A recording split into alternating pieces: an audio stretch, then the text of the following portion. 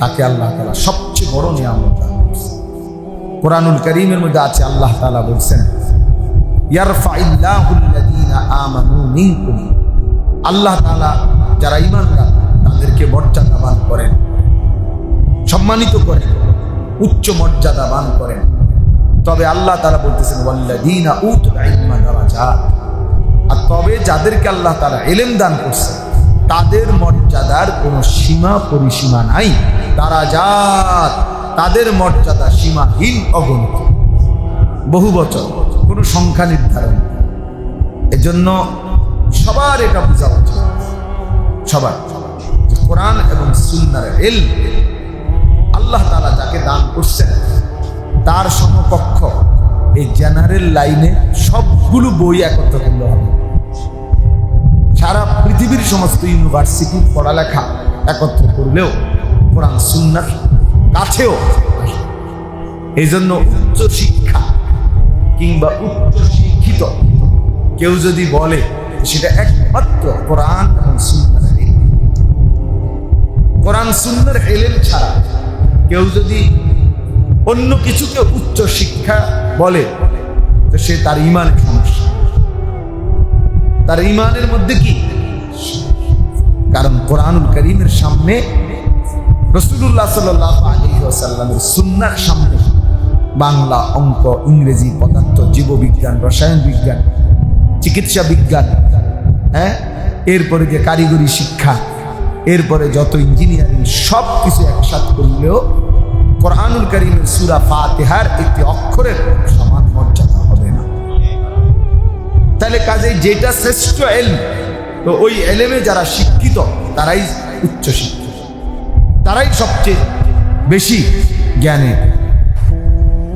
এবং ইলমে তারাই ধনী। এজন্য আমি অনেক সময় বলি, ওই যে ইলম, এটার অর্থ শুধু জ্ঞান বললেই যথেষ্ট না। ইলম অর্থ বাংলা যদিও বলা হয় জ্ঞান, কিন্তু আসলে ইলম এটা আলাদা পরিভাষা। নামাজ অর্থ শুধু প্রার্থনা বললেই নামাজ বোঝায় না। নামাজ মানে প্রার্থনা না, না প্রার্থনা। নামাজ একটি পরিভাষা, সালাত, এটার একটা নির্দিষ্ট কাইফিয়াত আছে, যার যে কোনোভাবে প্রার্থনা করলেই সেটা নামাজ হয় না।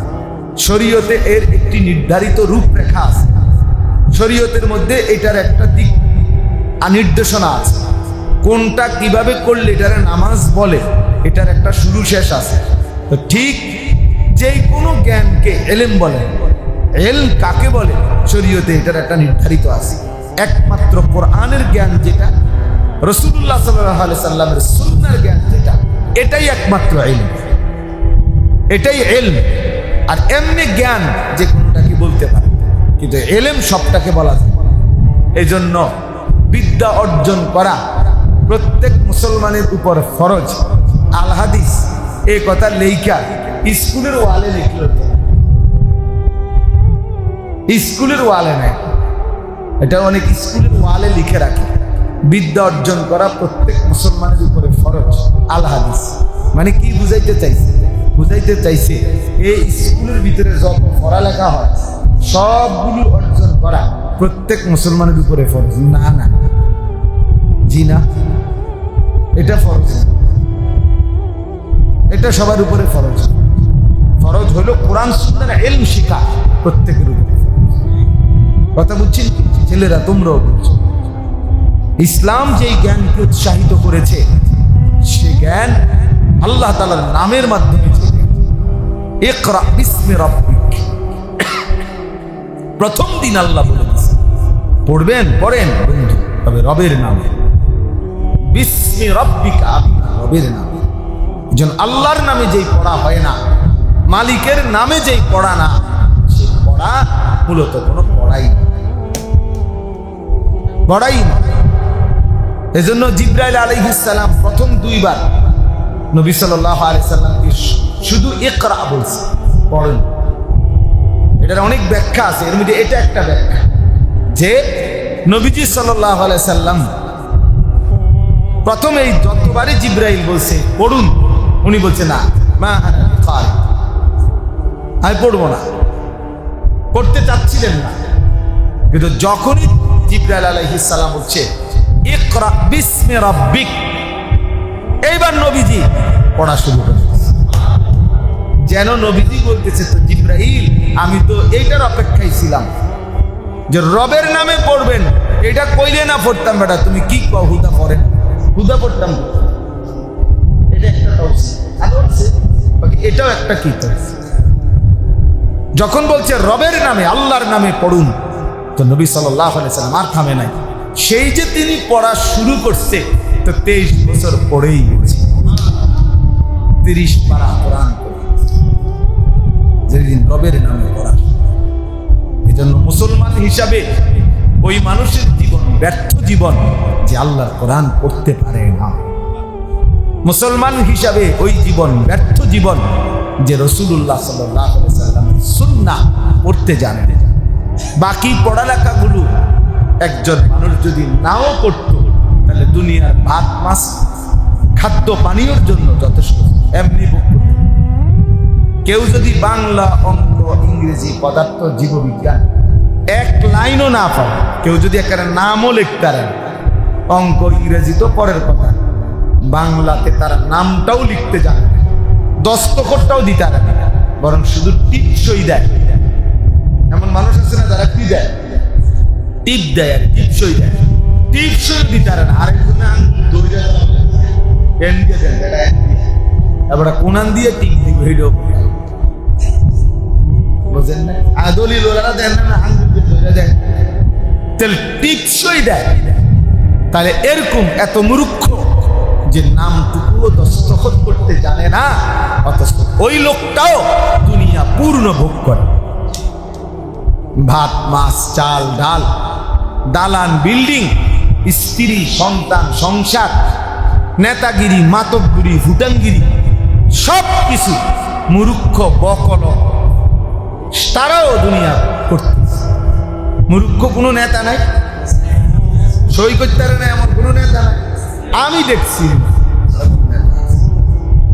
আমার এলাকায় কোটি কোটি টাকার মালিক, কোটি কোটি কোটি কোটি কোটি টাকার মালিক বেড়া, হেইতে বেড়ার ফেফার উল্টে দেয়।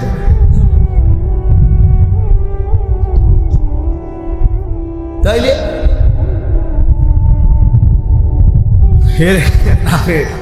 এর কোম্পানির নামে ঢাকা শহরের রাস্তার জায়গার নাম হয়ে গেছে কোম্পানি। যাই হোক, তাহলে বুঝাইতে চাইলাম একদম মূর্খ ছিল, দুনিয়া ভোগ করতেছে। তার অধীনের কর্মচারীগুলো তোমার ডক্টরের ডিগ্রি করে, কর্মচারী যে তার কর্মচারী তিনি বড় পিএইচডি করা, সে কয় ওনারে স্যার স্যার স্যার স্যার, এইতে স্যার কি এইটাও তো তার পাশে জানি স্যার, কিন্তু আল্লাহ তাকে কোটি কোটি টাকা সম্পদ। তাহলে দুনিয়া ভোগ করার জন্য এই পড়ালেখা না হলেও চলবে, কিন্তু কোরআন এবং সুন্নাহর ইলম ছাড়া আখিরাত মিলবে। তাহলে বাংলা অঙ্ক ইংরেজি ছাড়া দুনিয়া মিলবে, তো কোরআন সুন্নাহ ছাড়া আখিরাত মিলবে না। আখিরাত তোমার মামুর বাড়ি, আখিরাত তোমার মামুর বাড়ি না, আখিরাত কারো চাচার শ্বশুর বাড়ি না, আখিরাত বন্দিগির বিনিময়ে। কোরআনুল কারীমের মধ্যে বলছে জাযাআন বিমা কানু ইয়ামালুন, আমি আল্লাহ তাআলা তোমাকে এই যে জান্নাতের বিনিময় দিচ্ছি বান্দা, তোমার সারা জিন্দেগির আমলের বিনিময়ে আমি আল্লাহ দয়া করে তোমার জান্নাত দিয়ে দিলাম। এ তোমার সেজদার বিনিময়। কুলু ওয়াশরাবু হানিআম বিমা আসলাফতুম ফিল আইয়ামিল খালিয়া। আল্লাহ জান্নাতি বান্দাকে বলবে, দুনিয়ার জীবন যে তুমি নেক আমলগুলো করেছিলে, আজকে তার বিনিময়ে আমার এই জান্নাতে খাও পান করো নিশ্চিন্তে নির্বিঘ্নে নির্বিঘ্নে।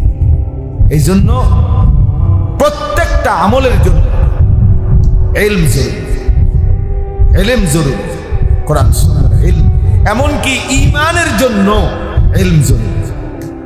ফা'লাম আন্নাহু লা ইলাহা ইল্লা, ফা'লাম আল্লাহ বলছে এই কথার ইলম অর্জন করো যে লা ইলাহা ইল্লাল্লাহ, আল্লাহ ছাড়া আর কোনো ইলাহ নাই।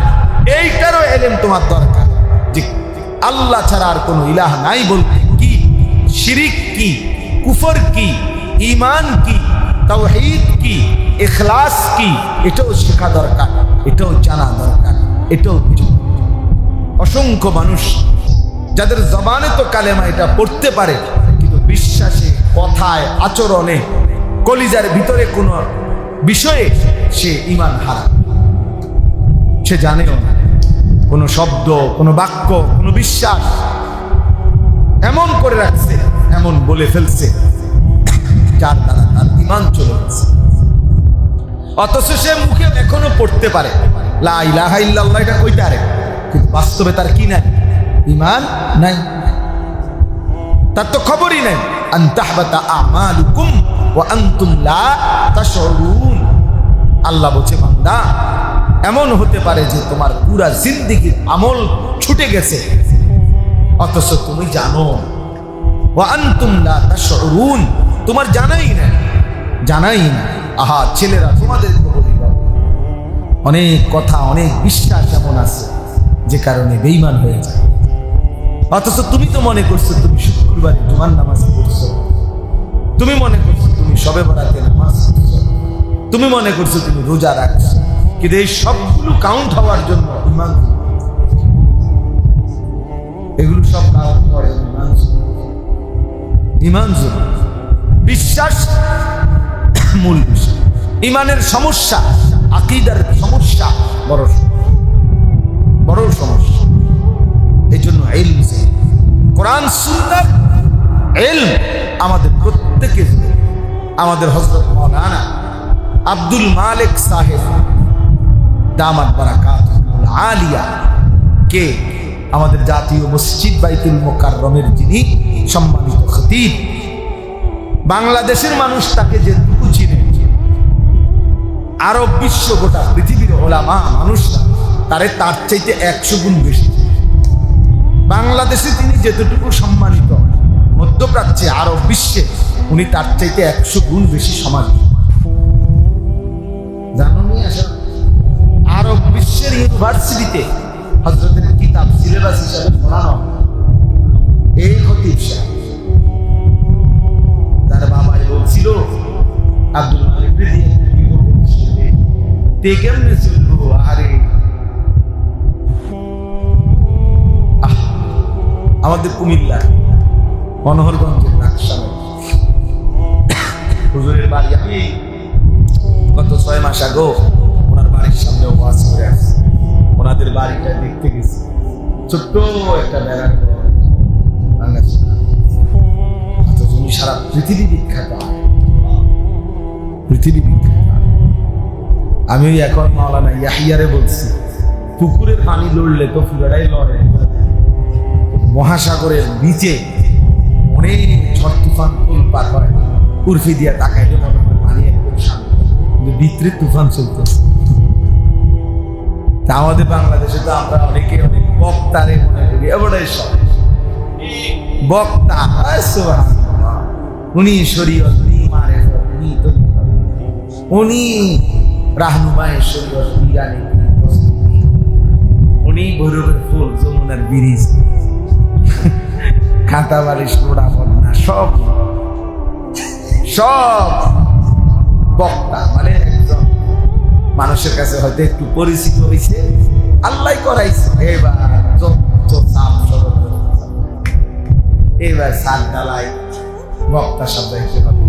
এইবার মোটরসাইকেল কিনছে, এটা দোয়া, এটা এই বক্তা, বক্তা একটা মোটরসাইকেলের দোয়া। যার যত মুশকিল সব কিছু, অথচ আপনার বাস্তবতা এমন অসংখ্য আলেম দ্বীন আছে যাদের ভেতরে সাগর, মহাসাগরের ঢেউ চলছে, কিন্তু পৃথিবীবাসী টেরও পায় না, পৃথিবীবাসী জানেও না। একটা জিনিস মনে রাখতে হবে, আল্লাহ তাআলার দুইটা সিফাত, আয-যাহির আল বাতিন। আয-যাহির মানে যিনি প্রকাশকারী, আল বাতিন মানে যিনি গোপন করে রাখেন, আবৃতকারী। তো আল্লাহ তাআলার সিফাতগুলো আল্লাহ বান্দার উপরে তার বহিঃপ্রকাশ করে। যেমন আল্লাহ গফুর, তো আল্লাহ বান্দার উপরে তার মাগফিরাতটা কি করে? বহিঃপ্রকাশ করে, মানে মাফ করে দেয়। আল্লাহ তাআলা আজিজ, শক্তিশালী। তো আল্লাহ তাআলা তার সৃষ্টির উপরে তার শক্তিটাকে কি করে বহিঃপ্রকাশ। কথাটা বুঝছেন কি? তুমি বুঝো না ইলিয়াস। তো আল্লাহ তাআলা তার নামের সিফাত তার সৃষ্টির উপরে কি করে বহিঃপ্রকাশ করে। ঠিক আল্লাহর দুটা নাম, আয-যাহির যিনি প্রকাশ করেন, আল বাতিন যিনি গোপন রাখেন, আবৃত্তকারী। তো আল্লাহ তাআলাও তার বান্দাদের মধ্য থেকে এই দুই নামের আলোকে কাউকে তিনি প্রকাশ করেন, কাউকে তিনি গোপন। বুঝছেন মিশাহাদ? এটা আল্লাহ তাআলার কুদরত। যারে তিনি প্রকাশ করছেন তো তারে আল্লাহ তাআলা আয-যাহির নাম থেকে দিয়েছেন, যারে তিনি গোপন রাখছেন তারে আল্লাহ। পৃথিবী কেউ চিনছে না আর কি। হাসরের ময়দানে দেখা যাবে বাদশাহ বাদশাহ। তখন বাকিরা এই যারা স্লোগান দিছে তারা কি ধরা খাইলাম, স্লোগান দিলাম কারে? বুজুর্গ কি ভুল করি না। এই জন্য আল্লাহ তাআলা তার উভয় নাম জাহির আল্লাহ প্রয়োগ করে, বহিঃপ্রকাশ করে। এই জন্য কাউকে যদি পৃথিবী খুব চিনে তার জন্য শুকর আদায় করা, কাউকে যদি কেউ না চিনে তার জন্য শুকর আদায় করা। সারা দুনিয়া চিনুক বা না চিনুক, আমার মালিক চিনে কিনা সেটা হলো দেখা। আমরা ওই বুজুর্গরা যারা আল্লাহর ওলিরা তো সাদামাঠা উদাহরণ দেয়। আমার মনে আছে আমি ছাত্র জীবনে বয়ানে শুনছি বুজুর্গ ওলামায়ে কেরাম তো ওই বলছে উদাহরণ দিতে গিয়ে যে নতুন বউ মেয়েরে আর বিয়ে তো তার বান্ধবীরা তারে নতুন করে সাজাইতেছে কাপড় গহনা দিয়ে। হ্যাঁ, তারা খুব সুন্দর করে তারে নতুন বধূ নতুন বউ হিসাবে সাজাইছে। সাজাইয়া সবাই বলতেছে যে মাশাআল্লাহ, তোকে না দারুণ দেখাচ্ছে, খুব সুন্দর হয়েছে। হ্যাঁ, শাড়িটা খুব চমৎকার হয়েছে, ওড়নাটা খুব সুন্দর হয়েছে। এভাবে সবাই প্রশংসা করতেছে, কিন্তু ওই মেয়ে কাঁদতেছে। তো সব বান্ধবীরা বলতেছে যে এত সুন্দর সাজে তোকে আমরা সাজাইলাম, তো তারপরও তো কাঁদতেছ কেন? আমরা সবার কাছে এত সুন্দর লাগতেছে, আমরা সবাই বলতেছি। তখন ওই কন্যা নববধূ মেয়েটা তখন বলছে, বান্ধবীরা তোমরা সবাই সুন্দর লাগছে এটা বললে কি লাভ হবে? যার জন্য আমার সাজাইছো সে যদি আমাকে সুন্দর না বলে, সে আমাকে সুন্দর বলবে কিনা, তার কাছে পছন্দ হবে কিনা, এটা না মূল দেখার বিষয়। তাইলে গোটা পৃথিবীবাসী তো আমার নিয়ে লাফালাফি করছে, তোমার নিয়ে লাফালাফি করছে।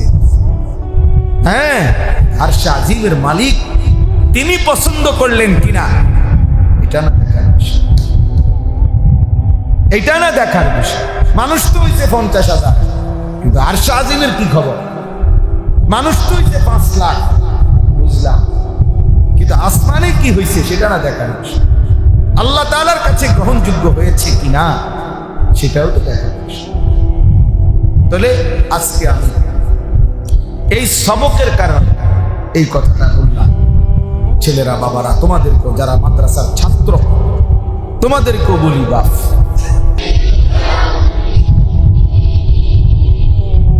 ইয়াকা না'বুদু ওয়া ইয়াকা নাস্তাঈন।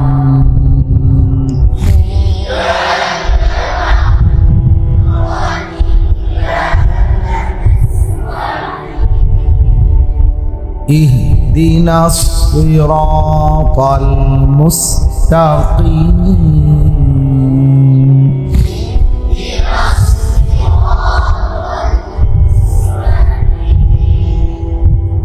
صراط الذين أنعمت عليهم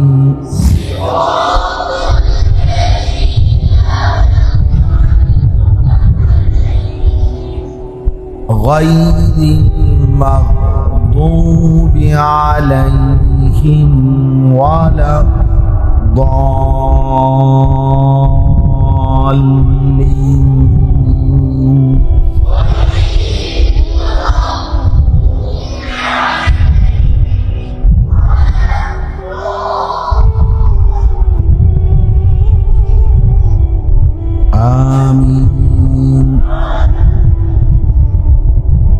এবার তোমরা দয়া করে ছাত্র যারা, তোমরা এই সামনের সবাই পিছনে চলে যাও, একবারে সবাই। ও এলাকার আশপাশের যত মেহমান আসছে বাহিরের যারা, তাদেরকে জায়গা দাও, সওয়াব হবে। তোমরা যাও।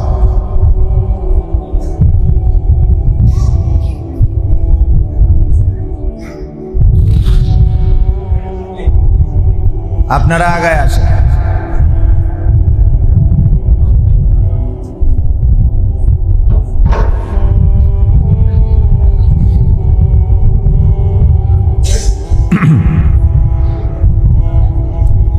আলহামদুলিল্লাহ আলহামদুলিল্লাহ নাহমাদুহু ওয়া নাস্তাঈনুহু ওয়া নাস্তাগফিরুহু ونؤمن به ونتوكل عليه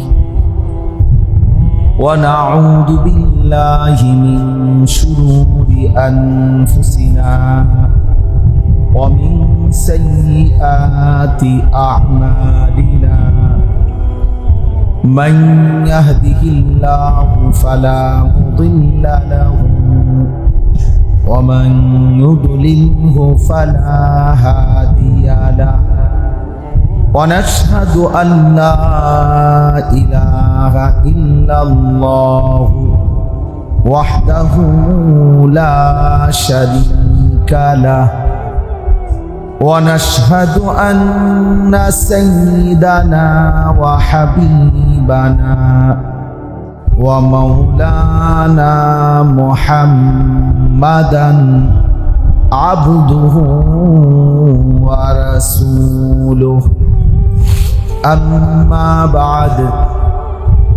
فأعوذ بالله من الشيطان الرجيم بسم الله الرحمن الرحيم أقم الصلاة لدلوك الشمس إلى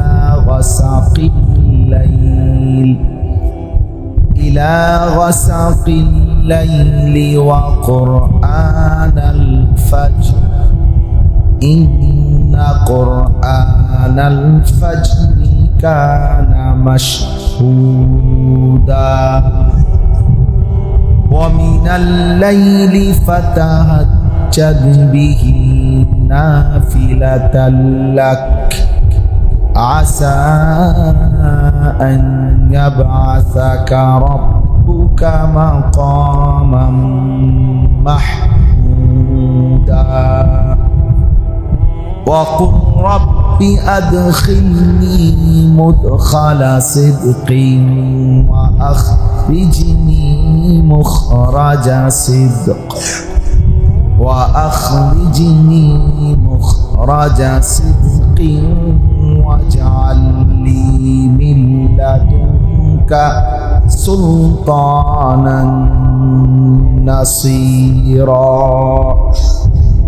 وقل جاء الحق وزهق الباطل إن الباطل كان زهوقا صدق الله مولانا العظيم وقال نبينا صلى الله عليه وسلم الجهاد ماض إلى يوم القيامة اللهم صل على محمد وعلى آل محمد كما صليت على إبراهيم وعلى آل إبراهيم إنك حميد مجيد اللهم بارك على محمد وعلى آل محمد كما باركت على إبراهيم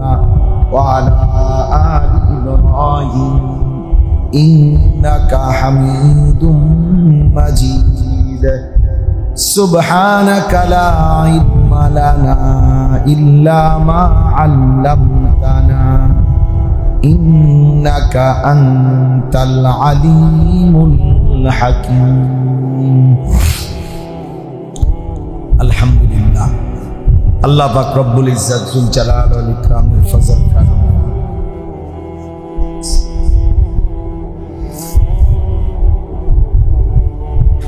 রব্বুল আলামিনের ইহসান আল্লাহ তাআলা আমাদেরকে রাজাবাড়ি কাসিমুল উলুম মাদ্রাসায় ইসলাহি মজলিস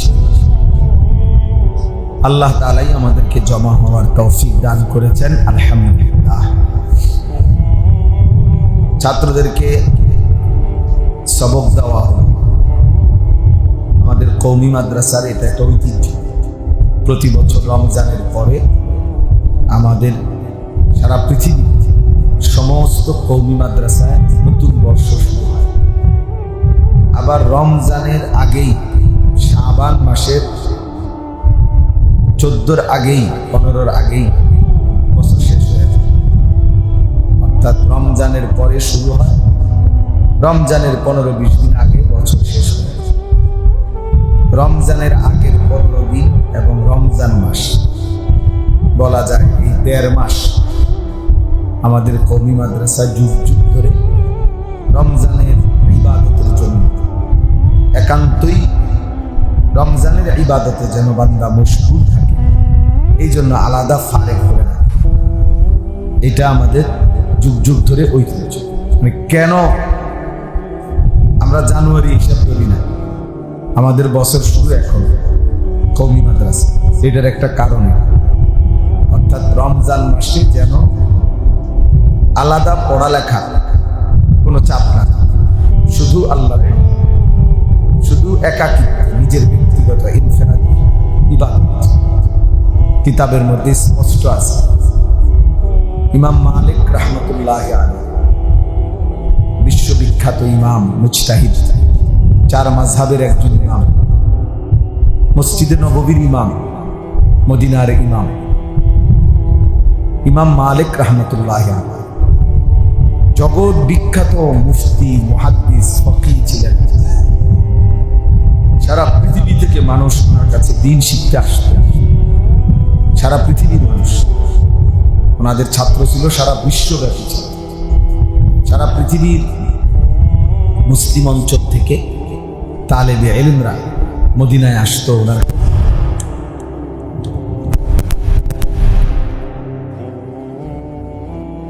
স্পষ্ট আমরা আরবি কিতাবে পড়ছি, ফিকহুল আদইয়া